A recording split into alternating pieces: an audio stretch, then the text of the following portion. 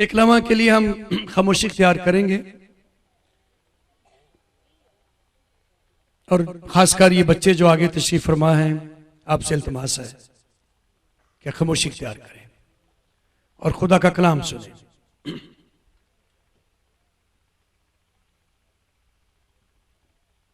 किसी मुल्क में काल पड़ जाए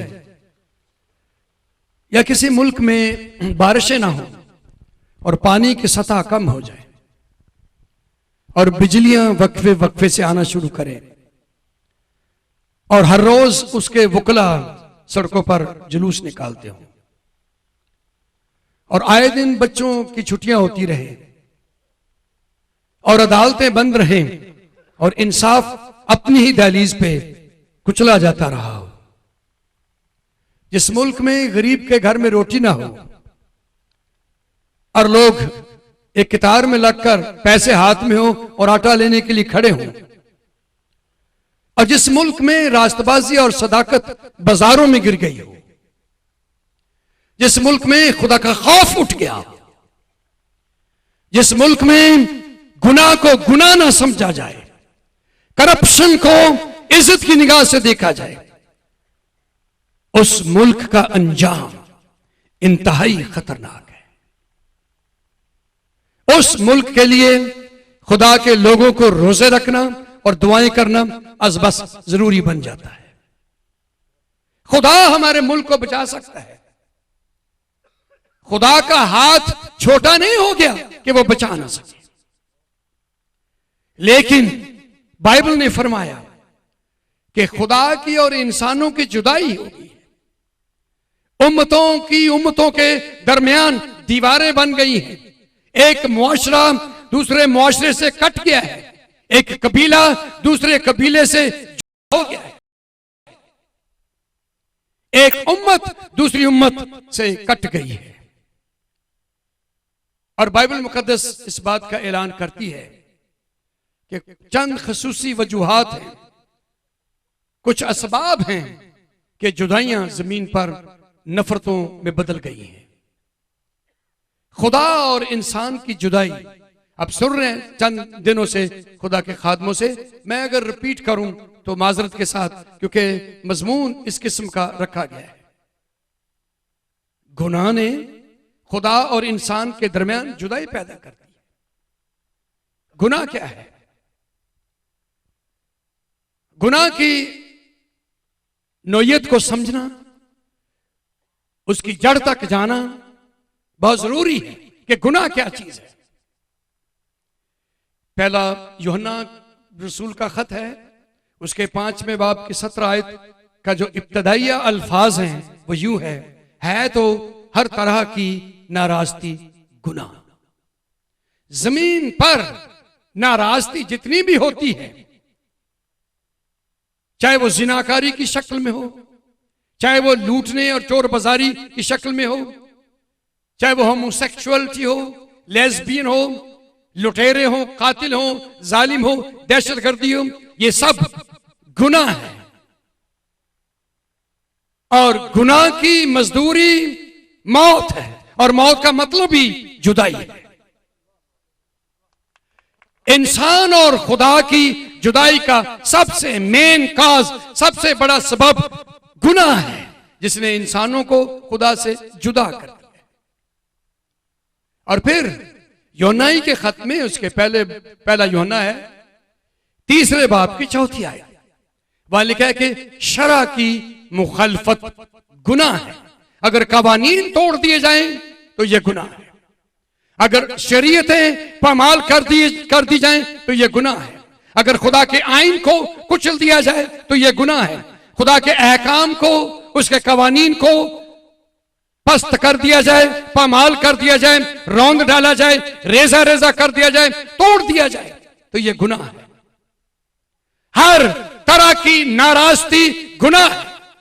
जो शख्स इस जमीन पर खुदा के कानून को तोड़ता है, मुल्क के कानून को तोड़ता है, चाहे वो रिश्वत हो, चाहे वो गालियां हो, चाहे वो चोरी हो या जुल्म हो, जिनाकारी हो, हरामकारी हो, लूट बाजारी हो, जो भी गुनाह किसी शक्ल, किसी सूरत, किसी हल्के में, किसी कबीले में, किसी कौम में, किसी मुआशरे में, किसी कल्चर में, किसी सोसाइटी में गुनाह किसी भी रंग में हो, किसी भी शक्ल में हो, किसी सूरत में हो, किसी मूरत में हो, गुनाह की मजदूरी मौत, और मौत के मानी है सेपरेशन, जुदाई।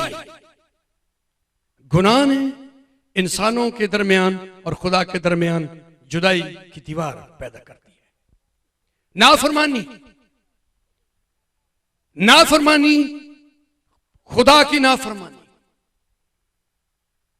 कलाम की नाफरमानी, मां बाप की नाफरमानी, हुकूमतों की नाफरमानी, अपने बॉस की नाफरमानी, अपने स्कूल टीचर की नाफरमानी, अपने बड़े भाई की नाफरमानी, अपने बुजुर्ग की नाफरमानी, अपने बड़े दोस्त की नाफरमानी। नाफरमानी गुनाह है, चाहे वो किसी तबके में, किसी दर्जे में पाई जाती हो, नाफरमानी नाफरमानी है और वो गुनाह है। इस वजह से जुदाइयां सिलसिले जारी हैं। और आप सब जानते हैं, जैसा कि आप सुन चुके हैं, पादी सुलेमान साहब बता रहे थे, उन्होंने लूसीफर की बात कही है। पहला गुनाह आसमान पर हुआ था और लूसीफर ने किया था। लूसीफर आर्च एंजल था, मुकर्रब फरिश्ता था, और इस लूसीफर ने घमंड में, अपने घमंड में आ गया, मगरूरी, मैं, उसने 5 दफा ये लफ्ज इस्तेमाल किए थे कि मैं अपना तख्त शिमाल की तरफ ले जाऊंगा, मैं अपना तख्त खुदा से भी आगे, सितारों से भी आगे ले जाऊंगा, मैं खुदा की मानद हो जाऊंगा, मैं इतराफ, शिमाली इतराफ में बैठूंगा।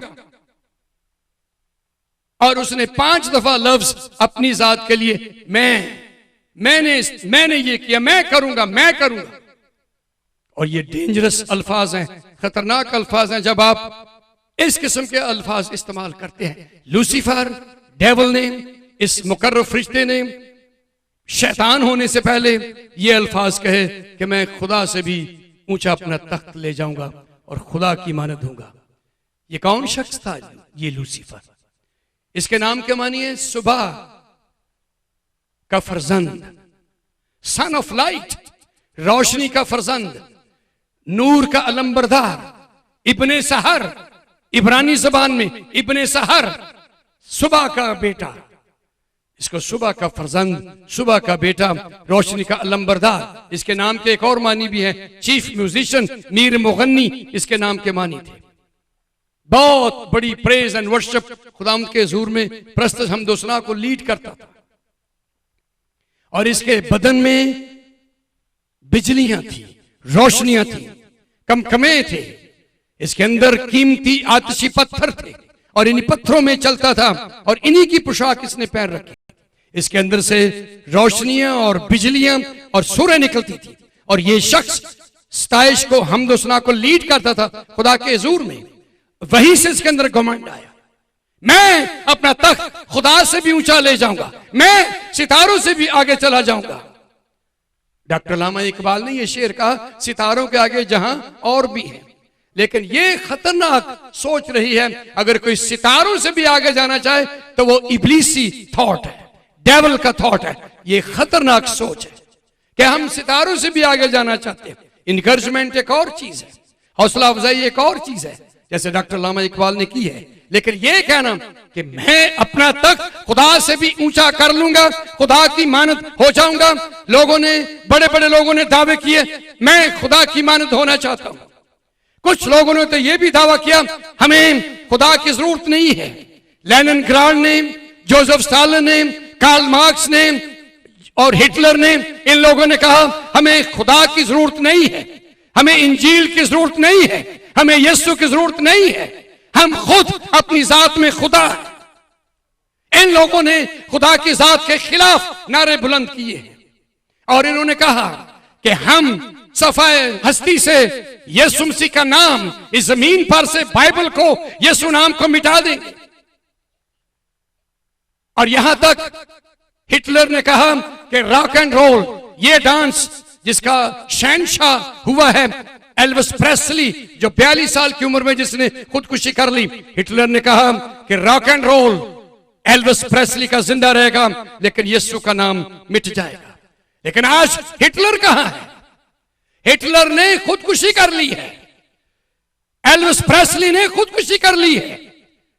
जोसेफ स्टालिन मौत से डरता था, साथ उसके कमरे थे और बताता नहीं था कि आज रात मैं किस कमरे में सोऊंगा, जोसेफ स्टालिन। और जब खाना उसका था, आधा खाना खाने लाने वाले को खिलाता और 20 मिनट तक इंतजार करता। अगर वो खाना खाकर जिंदा रहता तो बाकी बचा हुआ खाना खुद खाता था, इतना मौत से डरता था। ये खुदा बनने वाले, खुदा का दावा करने वाले मौत से डरते रहे, पर एक शख्स इस जमीन पर आया जिसने मौत को भी कलवरी पर शिकस्त दी है। जो खुदा का कलमा, खुदा का बेटा जब जमीन पर मुजस्सम हुआ, उसने सलीब पर मौत को शिकस्त दी और मौत को सलीब पर मार दिया और खुद तीसरे दिन मुर्दों में से जी उठा। और उसकी कब्र आज भी खाली है और उसका नाम अब्दुल-बाद रहेगा। ना हिटलर रहा, ना लेनिनग्राड रहा, ना कार्ल मार्क्स रहा। ये दुनिया के बड़े बड़े लोग जो खुदा बनना चाहते थे, खुदा से भी आगे जाना चाहते थे, आज इनके मकबरे, इनकी कब्रें हमारी दुनिया में, इनके मज़ार हमारे ज़मानों में हमारी जमीन पर पड़े हुए हैं, वीरान, सुनसान, अंधेरे। लेकिन यीशु मसीह की कब्र यरूशलेम में खाली है, जो खुदा का कलमा, खुदा का बेटा जो मरकर जी उठा। उसी की बाबत लिखा है कि वो इंसानों को बचाने के लिए इस जमीन पर आया। मूसा के दौर में लोगों ने बड़ा शोर मचाया, हम मिस्र में गोश्त खाते थे, लालच उनके अंदर आ गया और इस लालच की बिना पर उन्होंने मूसा की मुखालफत की है, हारून की मुखालफत की है, खुदा की मुखालफत की है और कहने लगे कि मिस्र में हमारी बड़ी मौज थी, हमें गोश्त मिलता था, यहां क्या बनेगा इस जंगल में, बियाबान में, सहराओं में। तो मूसा खुदाम के ज़ूर में ये फरियाद ले गया। उसे मालूम था, मूसा जानता था कि खुदा सब कुछ करने पे कादिर है। तब मूसा को तसल्ली दी खुदा ने, तू कह रहा है कि समुद्र की ये सारे लोग शोर मचा रहे हैं कि जनाब भेड़ बकरियों के रेवड़ नाकाफी है, गाय बैल इनके झुंड नाकाफी है, समुद्र की सारी मछलियां लाखों इंसानों के लिए, 20 लाख लोगों के लिए नाकाफी है। तो किस तरह सारा ये सिलसिला होगा, कहां से ये गोश्त आएगा? तो फिर खुदा ने मूसा से कहा, मूसा खुदा का हाथ छोटा नहीं हो गया, खुदा जो फरमाता है उससे पूरा करेगा। हालेलुया। अजीजों, जिस खुदा की मैं और आप इबादत करते हैं, प्रस्तश करते हैं, पूजा करते हैं, गीत गाते हैं, हमद सुना की सताइश में उसके नाम को ऊंचा सरफराज सर बुलंद करते हैं, वो खुदा नामुमकिनात का खुदा है, वो खुदा मोजज़ात का खुदा है, वो बचाने पे कादिर है। जैसे वो उसने फरमाया कि मैं सबके लिए सब कुछ मुहैया करूंगा, मोर देन एनफ।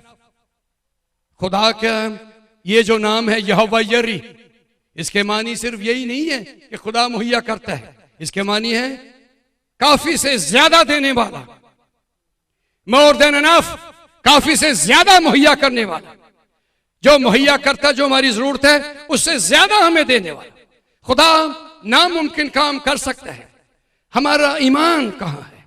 अगर मैं और आप आज यीशु मसीह पर ईमान रखेंगे, खुदा के कलमे पर, उसके बेटे पर, खुदा नामुमकिन काम हमारी जिंदगी में जरूर करेगा। और आज भी खुदा नामुमकिन काम आज रात इस पंडाल में करने पे कादिर है। क्या आपका भरोसा है, क्या आपका ईमान है कि खुदा आज भी नामुमकिन काम कर सकता है? अंधेरा एक लफ्ज है, तारीकी, डार्कनेस, और इससे ज्यादा खौफनाक लफ्ज ग्रेव वर्ड, ज्यादा डेंजरस लफ्ज तीरगी। तीरगी अंधेरे से भी ज्यादा खौफनाक लफ्ज है, जिसका मतलब है बहुत थिक किस्म का अंधेरा, बहुत भारी किस्म का अंधेरा, ये तीरगी है। और जब ये इंसान के दिल में आती है, उसके ज़हन में समा जाती है, अंदर सारा तारीख हो जाता है। उसका बातिन, उसकी आंखें, उसका दिमाग, उसका माइंड, उसकी सोचें, उसकी रवशें, उसका एटीट्यूड, उसका रवैया, उसके ख्यालात, उसका कंसेप्शन, उसके तसव्वुरात, उसका कैरेक्टर, उसका रख रखाव, उसका किरदार, उसकी जिंदगी, उसकी गुफ्तगू, कन्वर्सेशन, तमाम चीजें अंधेरे में डूब जाती है। इंसान सोचता ऐसी बातें सोचने लगता है जो नेगेटिव होती है, जो मनफी होती है। और नेगेटिविटी ने बहुत से लोगों को अपने कब्जे में कर रखा है। अगले दिन जब लाहौर में सुसाइडल बम ब्लास्ट हुआ, बहुत सबसे बड़ा वजनी 65 किलो वजनी उन्होंने बम ब्लास्ट किया था। दहशतगर्द ने बिल्डिंगों को तबाह करने के लिए, इंसानों को तबाह करने के लिए। हम खुदा का शुक्र करते हैं अपनी पुलिस के लिए, हम रब्बुल आलमीन की बारगाह में शुक्रगुजारी करते हैं मिलिट्री के लिए, एयरफोर्स के लिए, नेवी के लिए। पर इनके पीछे दहशतगर्द पड़े हुए हैं इन दिनों में। हम दुआ करते हैं कि खुदा कदूस हमारे मुल्क की हिफाजत फरमाए। अब ये जो एक दहशतगर्द है, टेलीविजन पर यह बहस चलती रही है कि इसके पीछे जो मास्टरमाइंड है उसकी सोच को बदलना बहुत जरूरी है। उसकी सोच अंधेरे में डूबी हुई है, उसके ख्याल अंधेरे में डूबे हुए हैं, उसके प्रोग्राम, उसकी प्लानिंग्स, उसके मंसूबे तीरगी में डूब चुके हैं। उसे वहां से निकालना बहुत जरूरी है। जब मास्टरमाइंड लोगों को चेंज किया जाएगा तब सुसाइडल बम ब्लास्टर दहशतगर्द वो भी बदल जाएंगे। लेकिन मास्टरमाइंड को पकड़ना, उसको चेंज करना बहुत जरूरी है। अंधेरा बहुत है, तीरगी बहुत है। इस तीरगी ने, इस अंधेरे ने हमें हौलनाक राहों पे डाल दिया है। हम जहन्नम की तरफ गामजन हो रहे हैं अंधेरे की वजह से। मजहबी अंधेरा भी है, जिस्मानी तौर पर अंधेरा भी है, रूहानी तौर पर भी अंधेरा है। आदमी मजहब के नाम पर कत्ल करता है, जुल्म करता है, ये बहुत बड़ा अंधेरा है। आदमी जन्नत के ख्वाब देखते हुए इंसानों का कत्ल करता है, बड़ा हौलनाक अंधेरा है। इस हौलनाक अंधेरे से बचने के लिए जिसने कौमों में, मुआशरे में, सोसाइटी में, मुल्कों में, कबीलों में, उम्मतों में जुदाइयां डाल रखी हैं, इस अंधेरे को काबू करना, इस पर गलबा पाना, इसको अंदर से, जड़ से खत्म करना बहुत जरूरी है। और कैसे खत्म होगा? दुनिया की कोई ताकत अंधेरे को खत्म नहीं कर सकती जब तक दुनिया का नूर, खुदावंद यीशु अल मसीह, खुदा का कलमा, खुदा का बेटा, खुदा का बर्रा यीशु अल मसीह, मुनज़्ज़िह दो आलमीन, शश जहाद का मालिक, आका नामदार, दुनिया का मौला, दुनिया का खुदावंद, बादशाहों का बादशाह, खुदावंदों का खुदा, मालिकों का मालिक, मुनज्जी, शाफी, तबीब आज़म, अच्छा दुआ, जब तक वो लोगों के दिल, ख्याल, सोचे, रवशे न बदले तब तक अंधेरा दूर नहीं होगा। इसने जुदाई पैदा कर दी है। ये है हमारी जुदाइयां। इन अंधेरों को रोशनियां बनाना आज बस जरूरी है। और सिवाय यीशु के हम तमाम मज़ाहिब का एहतराम करते हैं, तमाम मज़ाहिब को सलाम करते हैं, पर अंधेरा वो निकालेगा जो खुद दुनिया का नूर है। और वो सिर्फ यीशु मसीह है, और सिर्फ यीशु मसीह है, और वो सिर्फ यीशु अल मसीह है। कोई अंधा हो, आंखें ना रखता हो, अल मसीहा के करीब ले आते हैं, उसका हाथ छोटा नहीं है, वो अपना हाथ रखता है। और जिन आंखों में सिर्फ खौल ही खौल होते हैं, आंखें ही नहीं होती, जिस चेहरे में खौल ही खौल है, आंखें ही नहीं होती, वो फरमाता है और आंखें किसी जगह से आ जाती है, रोशनी आ जाती है। हालेलुया। और ये यीशु मसीह का काम है। आप ये याद करें, यीशु मसीह जो कलमा खुदा है, उसका हाथ बहुत बड़ा है, वो बचा सकता है। सोचा कभी आपने कि यीशु के हाथ बड़े ताकतवर हैं? आप कहते हैं जी हम इनमें कील ठोंक सकते हैं। हाँ जी आप ठोक सकते हैं सर, हम कांटों का ताज रख सकते हैं सर पर, अब कर सकते हैं। जनाब हम पाँव में भी कील ठोंक देंगे, हम मसलूब कर सकते हैं, अब कर सकते हैं। पर ये हाथ बड़े ताकतवर है। पूछिए यीशु से कि तेरे हाथ किस तरह ताकतवर है। सुना है मसीहा के हाथ बहुत जोरावर है। चले उनसे पूछते हैं। जब वो जमीन पर बैठता है और लिखना शुरू करता है अपनी उंगलियों से, और तमाम लोग पत्थर जो झोलियों में लिए खड़े हैं, एक गुनहगार, जिनाकार, हरामकार औरत कसबी को मारने के लिए पत्थर लिए बैठे हैं, खड़े हैं और बारी बार अपनी बारी का इंतजार करें। आज इस जिनाकार औरत हम संसार कर जाएंगे। और यीशु मसीह जमीन पर लिखने लगा और लिखते लिखते फरमाया, पहला पत्थर वो मारेगा जिसने कभी गुनाह, कितनी ताकत है उसकी उंगलियों में। यीशु मसीह का हाथ छोटा नहीं है कि बचा ना सके, वो बचा सकता है। ये इस औरत को संसार हो जाना चाहिए था मूसा की शरीयत के मुताबिक, लेकिन यीशु ने जमीन पर बैठकर लिखना शुरू किया।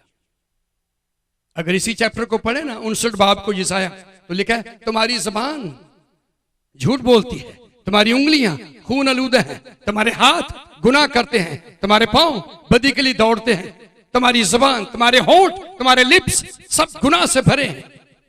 पर यीशु की उंगलियां नहीं, वो कुछ और है। यीशु की उंगलियां खुदा की उंगलियां हैं, और खुदा की उंगलियां जलाल वाली उंगलियां हैं, बचाने वाली उंगलियां हैं। वो लिखेगा जमीन पर, पहला पत्थर वो मारेगा जिसने कभी गुनाह ना किया।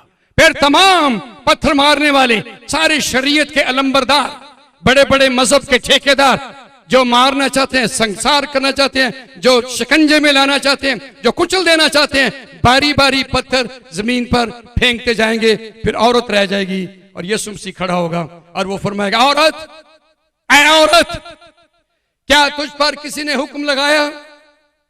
खुदावंद, मेरे खुदावंद नहीं। वो रो रही थी, रुसवा थी, शर्मिंदा थी, अपने गुनाह पर मातम कर रही थी कि मैं संसार हो जाऊंगी। तो अल मसीहा ने फरमाया, ऐ औरत, क्या किसी ने तुझ पर हुक्म चलाया? उस औरत ने कहा, नहीं खुदावंद। तो फिर मैं भी तुझ पर कोई हुक्म नहीं चलाता, जा सलामत चली जा और फिर गुनाह ना करना। उंगलियों की ताकत देखिए आपने। खुदा का हाथ छोटा नहीं है कि बचा ना सके। एक अंधा लेकर आए यीशु के पास और शागिर्दों ने कहा, जनाब ये जन्म का अंधा है, हमें बताइए इसने गुनाह किया था या इसके माँ बाप ने? गुनाहगार कौन है? ये गुनाहगार है या इसके माँ बाप? यीशु मसीह ने कहा, ना इसने गुनाह किया ना इसके माँ बाप ने गुनाह किया, सिर्फ इसलिए हुआ कि खुदा की कुदरत जाहिर हो जाए। तो फिर जाहिर कीजिए। तो बाइबल में क्या लिखा है? यूहन्ना 9वां बाब, जो पहली स्टोरी मैंने आपको सुनाई यूहन्ना 8वें बाब में थी, अब 9वें बाब में आज एक जबरदस्त बात। यीशु मसीह जमीन पर बैठा, अपने हाथों से मिट्टी, उसके हाथों में कितनी ताकत है, हालेलुया।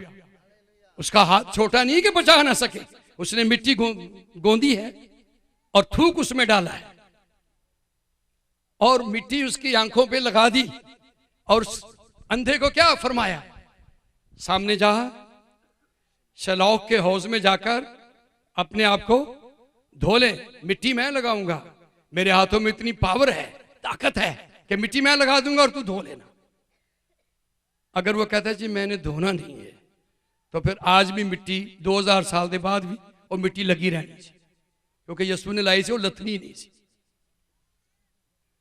लेकिन उस अंधे ने यीशु का हुक्म मान लिया। खुदावंद शुक्रिया, यीशु ने अपने हाथों से मिट्टी गोंदी और उसकी आंखों पे लगाई, फरमाया जा, जाकर धो ले। तो उसने यीशु मसीह का हुक्म मानकर, सामने शलौक का हौज था, शलौक के मानी है भेजा हुआ, sent by Jesus Christ, sent by God, जिसको खुदा भेज दे, जिसको खुदा आजाद कर दे, जिसको खुदा रिहा कर दे। उसने जाकर अपने मुंह पे पानी डाला और उसकी आंखें खुल गई।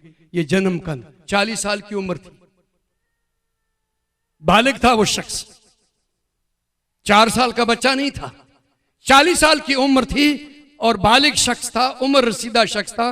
तजर्बेकार था, बेशक अंधा था, लेकिन महसूस बहुत कुछ उसने किया था। अब उसकी आंखें खुल गई, अब वो देख सकता है। और लोगों ने उसको पकड़ा, फरीसियों ने, सरदार कायनों ने और मजहबी लीडरों ने, कि वो शख्स तो किसने तेरी आंखें खोली हैं? कहें जी वो जनाब एक शख्स ने मेरी आंखें खोली हैं, यीशु उसका नाम, वो तो गुनहगार है, उसने कैसे तेरी आंखें खोली हैं? तो इस अंधे ने जिसकी आंखें खुल गई कहने लगा जी ये नहीं मुझे पता कि वो गुनहगार है या नहीं है, ये मुझे पता है कि मैं अंधा था अब देखता हूं। हालेलुया। यीशु ने उसकी आंखें खोल दी, उसके हाथों में ऐसी कुदरत है। जनाब 15,000 के करीब लोग हैं बियाबान में, इनके लिए खाना कहां से आएगा? पतरस, फिलिपस, इंद्रियास, बड़े बेचैन, यूहन्ना, याकूब, सारे रसूल कि जी 15,000 के करीब, डॉक्टर योंगेचू लिखते हैं 15,000 के करीब लोग होंगे, क्योंकि 5,000 तो मर्द थे, तो 10,000 औरतें और बच्चे होंगे, तो लगता है ऐसे जैसे 15,000 के करीब लोग होंगे। वॉचमैन ही जो इवेंजलिस्ट हुए हैं, खुदा के खादिम, चाइना के रसूल, उन्होंने भी कहा तकरीबन 15,000 लोग होंगे। और वो लिखते हैं अपनी किताब में कि 12 शहरों से, 12 देहातों से लोग इकट्ठे हुए थे, 15,000 के करीब लोग थे। और यीशु मसीह ने क्या किया है? यीशु मसीह ने कहा तुम ही इन्हें खाने को दो। ये बेवसाइल लोग बावसीला बन गए, इनका कोई वसीला नहीं है। वो कह रहे हैं जी 300 दिनार की रोटियां भी यहां कम होंगी, क्या किया जाए? रेस्टोरेंट करीब नहीं है, तनूर कहां से लगवाएंगे, आटा कहां से आएगा, पकाने वालियां कहां से आएंगी? हजारों लोग हैं यहां, खचाखच भरा पड़ा है, सारे मैदान भरे दूर तक, किस तरह ये खाने का इंतजाम होगा? आपको याद है उस बियाबान में खुदा मूसा से बोला था कि मेरा हाथ छोटा नहीं हो गया।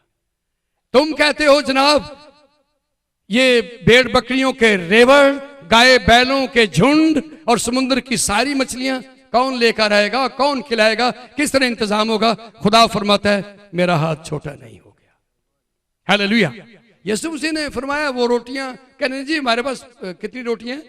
5 रोटियां, और फरमाया मेरे पास लेकर आओ। अब देखिए बाइबल में लिखा है यीशु ने उन रोटियों को और मछलियों को क्या किया? अपने हाथ में लिया, अपने हाथ में लिया। यीशु के हाथों की कुदरत देखिए, अपने हाथ में लिया उसने रोटियों को और मछलियों को। लिखा है आसमान की तरफ निगाह करके दुआ की, बरकत दी और कहा दे दो सबको बांट दो। अब उसने टुकड़े टुकड़े करके 12 टोकरियां भर दी। पतरस, याकूब, यूहन्ना, इंद्रियास, फिलिपस वगैरह ये तमाम रसूल हैरान थे कि यार टोकरी खत्म नहीं होती, भरती जाती है। हम एंड तक भी चले गए, फिर भी टोकरियां बच गई। जहां से हमने शुरू किया वहां का वहीं खाना है। 15,000 खा भी गया, शेर भी हो गए, अब लोग गांव में जाना भी शुरू हो गए, तो हमारी टोकरियां फिर की भरी रह गई। किसके हाथों में ये कुदरत है? किसके हाथों में ये ताकत है कि वो नामुमकिन काम करने पे कादिर है? यीशु मसीह के हाथों में। आप इन हाथों को कील ठोक दें, इन हाथों में फिर क्या है? आप पांव में कील ठोक दें, सो व्हाट? आप पसली में भाला लगा दें, क्या फिक्र है? क्योंकि वो तीसरे दिन मुर्दों में से जी उठता है। हालेलुया। हमने पाम संडे मनाया है तमाम दुनिया में, खजूरों का त्योहार। कई चर्चेस में खजूर की डालियां लेकर सफेद लिबास लोगों ने पहने, औरतों ने, बच्चों ने, बेटियों ने, बेटों ने, काहिनों ने, और उन्होंने जुलूस निकाले हैं। आज बहुत से चर्चेस में, पाकिस्तान में, इंडिया में, एशिया में और यूरोप अमेरिका में भी, सारी दुनिया में पाम संडे खजूरों का इतवार मनाया गया। हुआ क्या था? यीशु मसीह उसने फरमाया गधी बंदी होगी, उसके साथ उसका बच्चा भी। सामने वाले गांव में जाओ और उनको कहना कि उस्ताद को इनकी जरूरत है। उन्होंने खोला है और ले आए हैं, और लिखा है इनकी जरूरत है, इसकी नहीं लिखा। उस्ताद को इनकी जरूरत है। तो यीशु मसीह ने आधा सफर दोनों पे किया है, क्योंकि जो गधी का बच्चा था 5 साल का हो चुका था, और 5 साल का जो गधा जवान हो जाता है वो वजन उठा लेता है एक मर्द का। तो यीशु मसीह उन गधों पर सवार हुआ। क्या था उस दौर में सिकंदर आजम ने तमाम चारों तरफ तबाही बर्बादी कर दी और वो रथों पर और घोड़ों पर आया था जंग करने के लिए। जब कभी कोई बादशाह रथों की बात करता है या घोड़ों की बात करता है, वो जंग की बात करता है।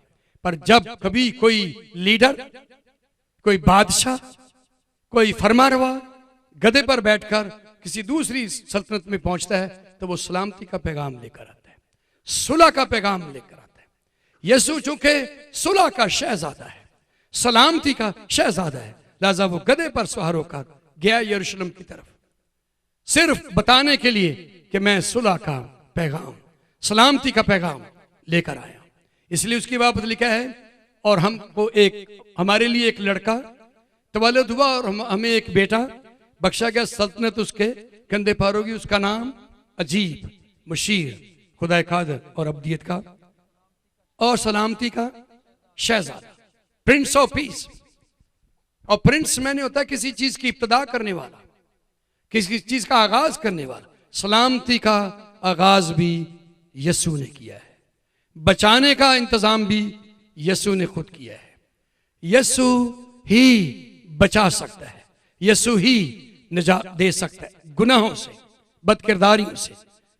इसी चैप्टर को पढ़ें, इसाया 59 बाब को, तो वहां लिखा है इंसाफ का खून हो रहा है, सच्चाइयां बाजारों में गिर पड़ी है और दुनिया कत्ल गारत जुल्म सितम की तरफ जा रही है। लोग झूठ बोलते हैं, बेईमानी करते हैं, रियाकारियां करते हैं, जुल्म सितम करते हैं, कत्ल गारत का बाजार गर्म है। तो फिर वहां लिखा है खुदावंद का हाथ छोटा नहीं, वो तुम्हें बचा सकता है। शायद आपने पहले भी कभी मिसाल सुनी हो, लेकिन मैं आज फिर एक मिसाल बयान करना चाहूंगा, सुने गौर से। 1948 में जब दूसरी जंग अजीम खत्म हो गई थी, तो अभी तक कोरिया में जहां सर्दी पड़ रही थी, कोरिया के उस बड़े मुल्क में अभी तक दुश्मन कोरियन लोगों को मार रहे थे। अब सुने गौर से। और वहां एक मिशनरी जोड़ा था अमेरिकन, उन्होंने अपने बड़े सारे ट्रक में बड़े लोगों को बिठाया, पीछे बिठाया था और उनको दूसरे मकाम पर ले जा रहे थे, एक सेफ मकाम पर, उनको बचाने के लिए, क्योंकि पीछे दुश्मन पड़ा हुआ था, उनको खत्म करना चाहता था। अब डॉक्टर योंगेचू, डॉक्टर डेविड पॉल योंगेचू, उन्होंने ये स्टोरी शेयर की थी और मैंने सुनी उनके मुंह से। और वो बताते हैं कि हमारे मुल्क कोरिया में एक मिशनरी जोड़ा, उसने ट्रक में बड़े लोगों को बिठाया हुआ था और दूसरे किसी खास मकाम पर ले जाना चाहता था, बचाना चाहते थे, महफूज रखना चाहते थे।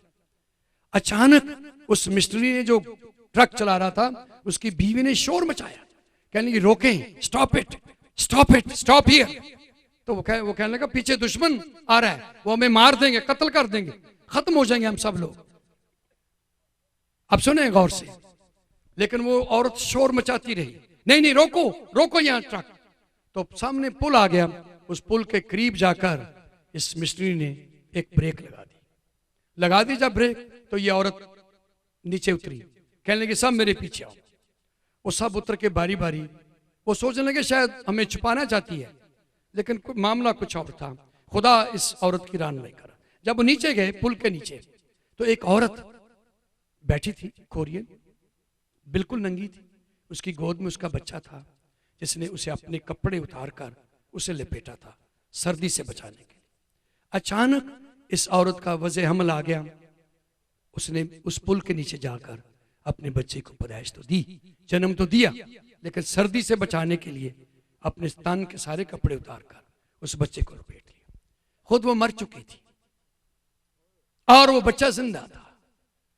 उसने इस बच्चे को बचाने के लिए अपने बदन के सारे कपड़े उसको पहना दिए। हम गुनाह में नंगे थे, हमें निजात का लिबास पहनाने के लिए, रास्तबाजी के कपड़े पहनाने के लिए खुद सलीब पर रुसवा हुआ और नंगा हुआ, और उसने अपनी जान सलीब पर कुर्बान कर दी। जो लोग यीशु मसीह से मुलाकात करेंगे, उन्हें वो आज भी निजात के कपड़े पहनाएगा। खुदा का हाथ छोटा नहीं है कि बचा ना सके। अगर खुदा हमसे दूर है तो हमारे गुनाह हैं, अगर खुदा हमसे जुदा है तो हमारे गुनाह हैं, अगर खुदा ने अपने चेहरा छुपा लिया, हमारी बदकिरदारी है, हमारा झूठ है, हमारी बेइंसाफी है, हमारी रिश्वत है, हमारा जुल्म है, हमारी चोर बाजारी है, जिनाकारी है, हरामकारी है, बदकमाशी है। इन चीजों ने खुदा को हमसे दूर कर दिया, बल्कि हम खुद खुदा से दूर चले गए। पर अगर आज हम यीशु मसीह के पास आते हैं, उसको कबूल करते हैं, तो हमारी जिंदगी में एक मौजज़ा हो सकता है। अगर इफ्सियों के नाम पर खत देखें, उसका दूसरा बाब, हवाला एक पढ़िए मेरे लिए प्लीज। इफ्सियों के नाम पर खत, ये माइक दीजिए प्लीज सर, दूसरा बाब, और आप 12वीं आयत से पढ़िए क्या लिखा है। इफ्सियों के नाम पर खत है, उसका दूसरा बाब, उसकी 12 आयत से पढ़िए क्या लिखा है, और आप गौर से सुनेंगे। यहां जुदाई का जिक्र हुआ है। इफ्सियों के नाम पर खत, जी दूसरा बाब, उसकी 12 आयत से पढ़िए क्या लिखा है। हाँ जी।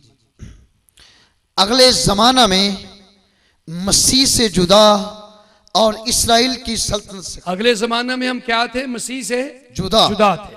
जुदाई होगी ना, मसीह से जुदा हो गए, गुनाह आ गया हमारी जिंदगी में। आगे, और इस्राएल की सल्तनत से खारिज, और इस्राएल की सल्तनत से खारिज, और वादा के अहदों से नावाकिफ, और वादा के ओहदों से नावाकिफ। आगे, और ना उम्मीद और दुनिया में खुदा से जुदा थे। क्या जिंदगी थी? हम ना उम्मीद थे और खुदा से जुदा थे। जुदाई की बात हो रही है। आगे, मगर तुम जो पहले दूर थे, मगर तुम जो पहले दूर थे, अब मसीह यीशु में मसीह के खून के सबब से, अब मसीह यीशु में उसके खून के सबब से नजदीक हो गए हम हो। जो जुदा थे, हम जो खारिज थे, हम जो दूर थे, यीशु के खून के वसीले नजदीक हो गए। हालेलुया, हालेलुया, जोरदार तालियां खुदा यीशु मसीह के जलाल के लिए। आगे पढ़िए। क्योंकि वही हमारी सुलह है, वही हमारी सुलह है। अब जुदाई खत्म हुई है। किस तरह? पढ़िए। जिसने दोनों को एक कर लिया, इन दोनों को एक कर दिया, और यहूदियों को और गैर कौमों को। कौमों के उम्मतों के अंदर भी जुदाइयां हैं, गैर कौमों और यहूदियों के अंदर आज भी जुदाइयां हैं। लोग यहूदियों से नफरत करते हैं, उन्हें खत्म करना चाहते हैं, लेकिन बाइबल बताते हैं इस जुदाई को जो गैर अक़वाम में, जेंटाइल्स में और जूश कौमों में है, इस जुदाई को भी खत्म कर दिया गया है। कैसे खत्म किया गया? दोनों को एक कर दिया सलीब पर। इसराइलियों को यानी यहूदियों को और गैर कौमों को, यूनानियों को और हम जैसे लोगों को, सबको यीशु मसीह ने सलीब पर एक कर दिया। उम्मतों और कौमों की जुदाई का इलाज, ट्रीटमेंट, रेमेडी, चारा जोई सिर्फ यीशु की सलीब है और यीशु का बहता हुआ खून है। आगे पढ़िए। और जुदाई की दीवार को, और जुदाई की दीवार को, जुदाई की दीवार को जो बीच में थी ढा दिया। गुनाह जो था जुदाई की दीवार था, नाफरमानी जो थी जुदाई की दीवार थी, हमारे अंदर की तारीकियां और अंधेरे जुदाई की दीवार थे। इस दीवार को ढा दिया गया। आगे, चुनाचे उसने अपने जिस्म के जरिया से, चुनाचे उसने अपने जिस्म के जरिए यानी जिस्म को कुर्बान करके, कुर्बानी देकर, दुश्मनी यानी वो शरीयत जिसके हुक्म ज़ाब्तों के तौर पर थे, माकूफ कर दी, ताकि दोनों से अपने आप में एक नया इंसान पैदा करके सुलह करा दे। बस शुक्रिया। एक नया इंसान पैदा हुआ है। पुराना इंसान और नया इंसान, इनमें फर्क है। पुराना इंसान जो आदम में से निकला है, आदम में से चलता है, लिखा है गुनाह की मजदूरी मौत है, और लिखा है आदम ने गुनाह किया और ये इस गुनाह के सबब से आदम ने गुनाह किया और गुनाह के सबब से मौत आई, और यूं मौत सब आदमियों में फैल गई। इस मौत से कौन हमें छुड़ा सकता है? पौलुस रसूल ने एक बड़ी बात कही, मैं कैसा कम वक्त हूं, इस मौत के बदन से कौन मुझे छुड़ाएगा? जुदाई का बदन, मौत के मानी है जुदाई। पौलुस रसूल जुदाई अपने बदन पर लिए फिरता है, मौत अपने ऊपर लिए फिरता है। यूनानी दौर में, रोमी दौर में एक बड़ी सजा दी जाती थी, कातिल को सजा दी जाती थी। इस तरह रोम के मुल्क में, सुनिए गौर से, मकतूल जिसको कत्ल किया जाता, उसकी लाश कातिल को जो जिंदा होता उसके साथ बांध देते थे और वो अंधेरों में पड़ा रहता, इस लाश के साथ, यहां तक कि बदबू पड़ जाती, कीड़े पड़ जाते, और ये शख्स जो कातिल होता, जिंदा होता, इस बदबू से, कीड़ों की वजह से खुद ही मर जाता। ये पौलुस ने मिसाल दी है कि मौत का बदन मैं उठाए फिरता हूं, किस तरह मैं आजाद हो सकूंगा, कौन मुझे इससे रिहाई देगा। तो फिर पौलुस कहता है मैं यीशु मसीह का शुक्रिया अदा करता हूं जो मुझे इस मौत के बदन, जिसके मानी जुदाई के हैं, यीशु मसीह मुझे आजाद करता है। हालेलुया। आज भी मौत का बदन जो जुदाई की सूरत में हम लिए फिरते हैं, खुदावंद यीशु मसीह इस जुदाई को खत्म करता है। लिखा उसने जुदाई की दीवार को जो बीच में थी ढा दिया, इसको कोई ना ढा सका था, क्योंकि गुनहगार को निजात दे सकता है, अंधा अंधे को राह नहीं दिखा सकता। जिसकी जात में गुनाह नहीं वो मुनजी हो सकता है, जो खुदा बाप की तरफ से भेजा गया हो वो मुनजी हो सकता है, जो गुनाह मुआफ करे वो मुनजी हो सकता है, जिसका मौत पर इख्तियार हो वो मुनजी हो सकता है, जो जहन्नम और पताल को शिकस्त दे और इब्लीस के सर को कुचल डाले वो निजात दिंदा हो सकता है। खुदा का हाथ छोटा नहीं है कि बचा ना सके। यीशु मसीह के जोरावर हाथ आज भी यहां काम कर रहे हैं, आपको छूना चाहते हैं, आपको आजाद करना चाहते हैं, आपको शिफा देना चाहते हैं। अपने सरों को झुकाएंगे और दुआ करेंगे, खुदा के हुजूर में शुक्रगुजारी करेंगे। कितने लोग हैं जो आज फैसला करना चाहते हैं कि मैं गुनाहों से आजाद होना चाहता हूं, मैं गुनाहों से आजाद होना चाहती हूं, मेरी जिंदगी में गुनाह का बड़ा बोझ है, मेरे अंदर बड़ा अंधेरा है, मेरे दिल में बड़ी तारीकी है, और नेगेटिविटी ने, मनफी सोचों ने मुझे जकड़ के तबाह करके रख दिया है। मैं आजाद होना चाहता हूं, आजाद होना चाहती हूं। मेरे जीजों, बेटियों और बेटों, नौजवानों, आपके लिए खास पैगाम, आपके लिए खास मौका कि आज रात आप यीशु मसीह से मुलाकात करेंगे, आज रात आप यीशु मसीह से बरकतें लेकर जाएंगे, आज रात आप आसमानी खजाने लूट कर जाएंगे। जब यीशु आपको मिल जाएगा, आसमान के अच्छे खजाने सब आपके हो जाएंगे।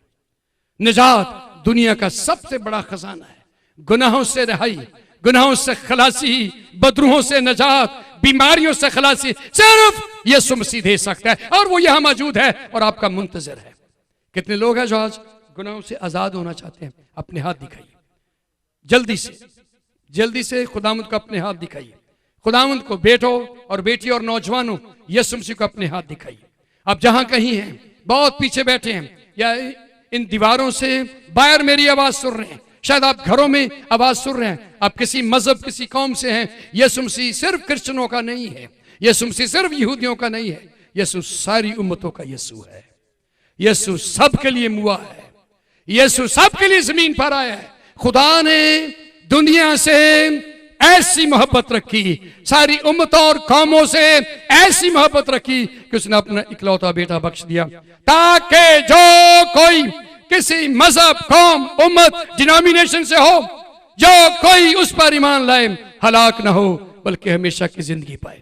कितने लोग हैं जो जिंदगी पाना चाहते हैं? खुदा का हाथ छोटा नहीं है जो बचा ना सके, वो आपको छूकर नया शख्स बना देगा, नया आदमी पैदा कर देगा, नई तबीयत, नई सोच, नई रूह, नई जिंदगी आपको मिल जाएगी, आपके हालात बदल जाएंगे। जो लोग चाहते हैं हमारे लिए दुआ की जाए, बगैर वक्त जाया किए, जिन्होंने हाथ खड़े किए, जल्दी से अपनी जगह पर खड़े हो जाए। हम आपके लिए दुआ करना चाहते हैं। अभी हम बीमारों के लिए दुआ नहीं कर रहे, वो लोग जो आज अपनी जिंदगी यीशु मसीह को देना चाहते हैं, जो आज अपनी जिंदगी में एक फैसला करना चाहते हैं। आप क्वायर में हैं, शायद उस तरफ है, मेरी दाहिनी तरफ, बाईं तरफ, ये बहुत पीछे, शायद आप खिदमत कर रहे हैं, लेकिन अभी तक आपको गुनाह की माफी का कोई तजर्बा नहीं। लेकिन यीशु आज रात आपको तजर्बा देना चाहता है। यीशु मसीह आज रात आपको बचाना चाहता है। कभी कभी हम दुआ में ये कहते हैं, मेरे इतने गुनाह जितने आसमान के सितारे या सफेद बाल हो, मेरे इतने गुनाह, तो फिर ये गुनाह साथ लेकर हम जहन्नम में चले जाएंगे, कब्र में उतर जाएंगे। लेकिन आज आपके लिए मौका है कि आप जहन्नम के अजाब से, मौत के अजाब से, गज़ब इलाही से बच सकते हैं। खुदा का हाथ छोटा नहीं है कि बचा ना सके, खुदा का हाथ आपकी तरफ बढ़ा हुआ है। मेरे पीछे दुआ कीजिए कि ये ऐ खुदाम यीशु, मैं तेरे सामने हाजिर हूं, मेरे सारे गुनाह माफ कर, मुझे अंधेरों में से निकाल, गुनाहों से आज़ाद कर, तारीकियों से आज़ाद कर, जुल्मतों से छुड़ा ले। आज गुनाह के बंधन टूट जाएं, आज गुनाह की रस्सियां कट जाएं और मुझे यीशु नाम से खलासी मिल जाए, रहाई मिल जाए, जिंदगी मिल जाए, आज़ादी मिल जाए। तेरे खून को अपने ऊपर लेते हैं, यीशु के खून को अपने ऊपर लेते हैं, जिस खून में जिंदगी है, शिफा है, निजात है, रहाई है, खलासी है। तेरा शुक्र हो, तूने जुदाई की दीवार को ढा दिया अपनी जान कुर्बान करके। Hallelujah, hallelujah. तेरा शुक्र हो कि तूने मेरी सुन ली है, तूने मुझ पर रहम कर दिया और मुझे बरकत दी है। आप खड़े रहिए, पास्टर शफी मार्टन आपके लिए शुक्रगुजारी करेंगे। इसके बाद हम बीमारों के लिए भी दुआ करेंगे।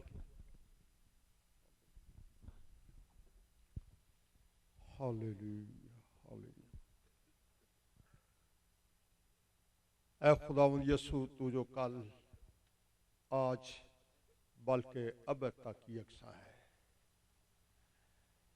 आज भी तू बीमार के लिए शिफा है, बदरू गिरफ्तार के लिए आज़ादी है, गुनाहगार के लिए निजात है।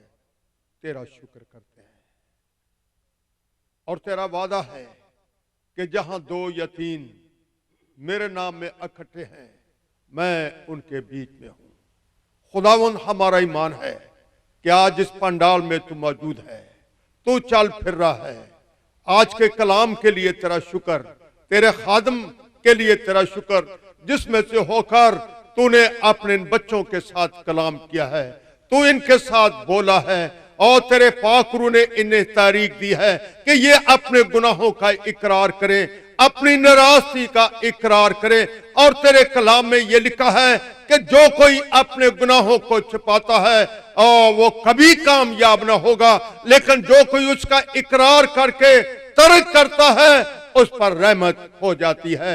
मेरा ईमान है कि खुदावन, तेरे बेटे और बेटियां जो तेरी बारगाह में आज खड़े हैं और जो उन्होंने अपने हाथ तेरी तरफ उठाए हैं, तेरे बाप, तेरे बेटे यीशु के खून से इनके गुनाह मुआफ हो गए हैं और तेरा शुक्र करते हैं कि मेरा ईमान भी है इस बात में कि इनके नाम किताबे हयात में लिखे गए हैं। और क्योंकि तेरे कलाम में यह भी लिखा है कि जिस किसी का नाम किताबे हयात में ना मिला, वो आग और गंदक की झील में डाल दिया गया, जहां रोना और दांतों का पीसना है। तेरा शुक्र करते हैं खुदावंद, तेरे बेटे बेटियों के लिए जिन्होंने आज ऐ खुदावंद तेरी हजूरी में अपने गुनाहों का इकरार किया है, अपनी नाराजगी का इकरार किया है। और मेरी दुआ है कि खुदावंद तेरा पाक लहू इनको पाक करे, इनको मुकद्दस करे, इनको धोए और आने वाले दिनों में तेरा हाथ इनके ऊपर बड़ा रहे। मसीह के नाम से ये दुआ मांगते हैं, आमीन। Thank you. एक लम्हा के लिए हम सब खड़े हो जाएंगे। आपसे इल्तिमास है, लेकिन जब हम खड़े होते हैं खामोशी इख्तियार रखेंगे। बीमार अपने हाथ उठा लेंगे। हम बीमारों के लिए दुआ करना चाहते हैं। आपका कोई अजीज बीमार है, आप उसकी जगह अपना हाथ उठा लीजिए। आपका कोई दोस्त, कोई रिश्तेदार बीमार है, आप दुआ के लिए अपना हाथ